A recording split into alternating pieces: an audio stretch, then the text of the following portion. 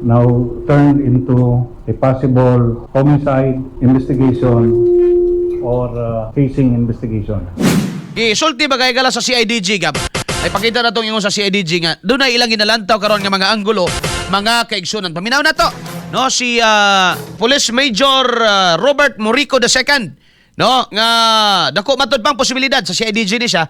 No dako matud pang posibilidad nga hazing. Oy, mo ba? Sa to ba ka na murag initiation rights?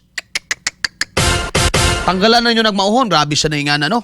At paminahon, mga katropa. XFM Katropa. What I can say right now is this investigation is now turned into a possible homicide investigation or hazing investigation.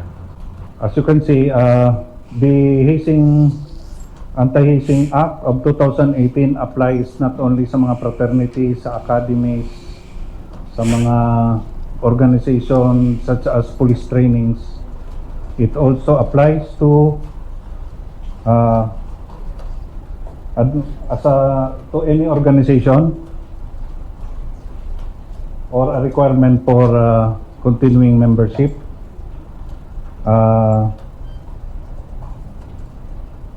Among the possible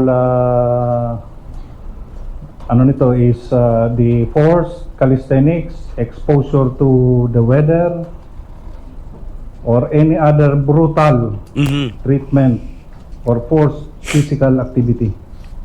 What I can say right now is this investigation is XFM Katropa. So batod pa mga higala ni Morico no nga ni Police Major General Robert Morico II nga there's a possibility mga igsoon from kining drowning no sa pagkalumos lang into hazing or either homicide mga higala lang natanaw karon nga anggulo no dili man lang gud ang hazing nagpasabot nga kanabang gibunalan bisan ang extreme weather condition no kay daghan na kaingon nya kanang dagat daw lagi dias baler no perti kuno kusugas mga bawd na nya dakong pangutan nganong kana ang gipili so dagoy angay manubag ni resign naman po to si Baldwin mga kaigsuunan Bullseye. sige Bullseye.